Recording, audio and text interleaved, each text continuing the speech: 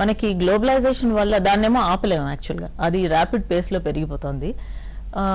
ఇప్పుడు దానిలో రెండు చూడాలి మనం. ఒకటి ఏంటంటే దెర్ ఆర్ పాజిటివ్ ఆస్పెక్ట్స్. ఇప్పుడు మనకు కొత్తగా చాలా జాబ్ క్రియేషన్స్ అయ్యాయి, కొత్త రకమైన ఇండస్ట్రీస్ వచ్చాయి, ఎకనామిక్ ఇంప్రూవ్మెంట్, అంటే we have been able to grow, GDP పెరుగుతోంది. ఇవంతా ప్రపంచీకరణ వలన జరిగింది కూడా చాలా మటుకు.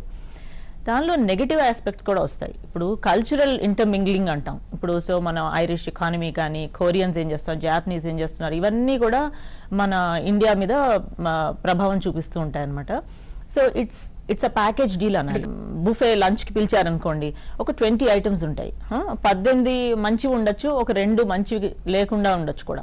అయితే మనం వెళ్ళి ఆ రెండింటినే ఎక్కువ తీసుకున్నాం అనుకోండి, ఎకనామిక్ ఆపర్చునిటీస్, జాబ్స్ వస్తున్నాయి, కొత్త ఇండస్ట్రీస్ వస్తున్నాయి. చదువుకి చూడండి, ఇప్పుడు ఇంటర్నెట్ మీద డిస్టెన్స్ ఎడ్యుకేషన్ ఆపర్చునిటీస్ చాలా ఉన్నాయి. ఇన్ఫాక్ట్ అసలు మనం ఎప్పుడు చూడనివన్నీ జరుగుతున్నాయి. సో మనం ఇంట్లో కూర్చొని చదువుకోవాల్సిన ఆపర్చునిటీస్ అన్నీ ఈ టెక్నాలజీ ట్రాన్స్ఫర్ వల్ల, ఇవన్నీ గ్లోబలైజేషన్ వల్లే వస్తున్నాయి మనకి. మనం వాటిని ఎక్కువ వినియోగించుకోకుండా ఈ మంచి చెయ్యని వాటి మీద పడుతున్నాం అనమాట. సో దాంతో ఏమవుతుందంటే we're experiencing more of the bad. Okay, so but it's a process of growth and development. ప్రతి ఎకానమీ, ప్రతి culture has historically been going through this అనమాట. కానీ మన కల్చర్ మనం స్ట్రెంగ్థన్ చేసుకోవాలి. ఇది ఎక్స్పీరియన్స్ అవుతున్న కొద్దీ మనం we should pull our boot straps and we should tighten our belt. మన ఫోకస్ ఎక్కడున్నది అనేది చూడండి. ఇప్పుడు ప్రతిదీ లైఫ్లో మన సామాజికంగా మనం ఏదన్నా ముందుకు వెళ్ళాలి అంటే అన్ని వర్గాలు పనిచేయాలి. ఇప్పుడు గవర్నమెంట్ రోల్ చాలా ఉంటుంది అందులో. ఫస్ట్ దే కెన్ లైసెన్సింగ్ కానీ, లేకపోతే మన సెక్యూరిటీ మెజర్స్ కానీ, ఈ పోలీస్ వాళ్ళు చేసే చెక్స్ కానీ, అవన్నీ వాళ్ళు చాలా పటిష్టం చేయాలి. They have to strengthen that. రెండోది ఏం చేయాలంటే ఈ మన ఫ్యామిలీ కల్చర్ కూడా చూడండి, చాలా మటుకు ఈ మధ్య చూస్తున్నాం మనం, పిల్లల్ని కొంచెం నెగ్లెక్ట్ చేయడం అనేది మనం చాలానే చూస్తున్నాం. ఇందాక మెన్షన్ చేశాను, ఫ్యామిలీ రెస్పాన్సిబిలిటీస్ అనేవి కొంచెం నెగ్లెక్ట్ చేస్తున్నారు. ఏంటంటే వాళ్ళకి ఎంతసేపు పిల్లల్ని పెంచడం అదొక బర్డన్ లాగా చూడడం. ఇంకోటి ఏంటంటే మనకి వాళ్ళ ప్రైవేట్ లైఫ్స్లో యాక్సెస్ లేకపోవడం. ఇప్పుడు ఒక టీనేజర్ని, బాబు నువ్వు సాయంత్రం ఏం చేస్తున్నావు, ఎవరితో ఫ్రెండ్స్ని, ఎవరిని మీట్ అవుతున్నావు అంటే ఏ టీనేజర్ మీకు ఆన్సర్ చెప్పడు. ఆ తర్వాత మీరు ఉద్యోగంలో జాయిన్ అయినా కూడా వాళ్ళు ఈవినింగ్ ఏదో సాకు చెప్పి వెళ్ళడం. తండ్రి ఒక తల్లి పిల్లలతోటి ఒక ఫ్రెండ్ లాగా మసులుకోవాలి. సో అదేంటంటే మనకి ఆ కల్చర్ లో మనకి లేకపోవడం. ఫాదర్ అంటే భయపడిపోవడం, మదర్ ఏమో వాళ్ళ ఫాదర్ తెలియకుండా డబ్బులు ఇవ్వడం. సో ఇలా ఏమవుతుందంటే మనకి యాజ్ అ ఫ్యామిలీ కొంచెం డిస్ఫంక్షనల్ ఫ్యామిలీస్ లాగా తయారవుతున్నాయి. సో వీళ్ళు ఏంటంటే ఆ టైంలో షేర్ చేసుకోరు. వాళ్ళతో మనం కనెక్ట్ చేసుకోవడం అనేది అదొక ఆర్ట్. అంటే వాళ్ళ ప్రైవేట్ లైఫ్స్ మనం గెయిన్ చేసుకునేది, వాళ్ళ ఫ్రెండ్స్ అందరినీ మనం వాళ్ళని ఇన్వైట్ చేయడము.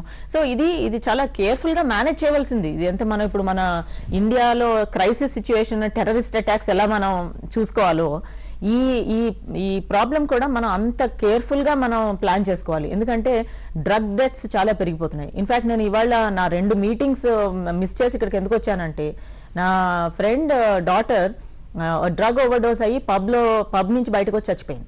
ఆ అమ్మాయికి ఎపిలెప్టిక్ అటాక్ వచ్చి ఆ తర్వాత షీ డైడ్ అనమాట. సో ఇలాంటివి జరగకుండా ఉండాలి అని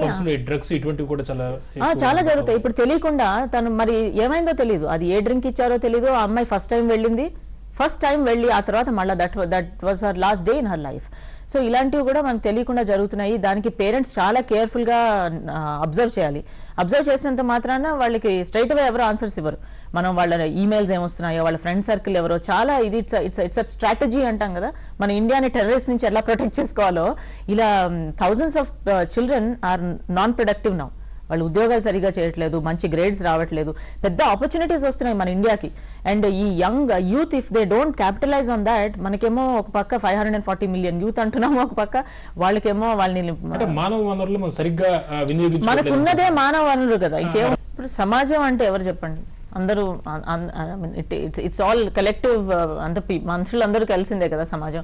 అయితే ఇది మా రోల్ అనేది నేను చెప్పాను కదా ఫస్ట్ బిగినింగ్ లోనే, మనకి మల్టిపుల్ ఏజెన్సీస్ కలిపి పనిచేయాలి. First I would blame even the educational institutions అండి. మన ప్రాజెక్ట్ వర్క్ కానీ, మన చదువు ఇంట్రెస్టింగ్ గా చెప్పి కానీ, వీ యూస్ టు ఎంగేజ్. అంటే మనం చిన్నగా ఉన్నప్పుడు వాళ్ళకి మంచి మంచి ఎంటర్టైన్మెంట్ లో వాళ్ళని ఎంగేజ్ చేసేసాం అనుకోండి, వాళ్ళు యాక్చువల్లీ వాళ్ళకి ఆ దృష్టి దాని మీద వెళ్ళదు. మళ్ళీ ఇంకోటి కూడా ఉంది, మనం ఒక తప్పు ఏం చేస్తున్నాం అంటే, అసలు దానిలో ఉన్న ఈవిల్ మనం వాళ్ళకి తెలివితేటలతో మనకి చెప్పగలగాలి. మనకి డాక్యుమెంటరీస్ చాలా ప్రొడ్యూస్ చేయాలి. ఆ తర్వాత వాళ్ళకి ప్లేస్, డిబేట్స్, డిస్కషన్స్ ఎక్కువ, ద మోర్ యూ ఆర్గనైజ్, వాళ్ళు వెళ్ళి రీసెర్చ్ చేస్తారు. సపోజింగ్ ఇప్పుడు మీరు డిబేట్ పెట్టారు, వీళ్ళందరూ ఒకసారి చదువుకుని వచ్చి ఉంటారు, అసలు పబ్స్ ఏంటి, పబ్స్ వల్ల మనకి జరిగే అన్యాయం ఏంటి, ఎంతమంది బలైపోతున్నారు, ఆ రీసెర్చ్ చేసి ఉంటారు వాళ్ళు. ఇలాంటివి మనం కంటిన్యూస్ గా పెట్టామనుకోండి, వాళ్ళకి అవగాహన వచ్చేస్తుంది. సో మనం అలా సమాజం అందరూ కలిసి చేయవలసిన యాక్టివిటీ ఇది. ఏదో ఒకళ్ళ మీద వదిలేసి, గవర్నమెంట్ మీద వదిలేసి అవన్నీ జరిగేది కాదు. రెమెడీస్ చెప్పండి లెనిన్ గారు మీరు ఇటువంటి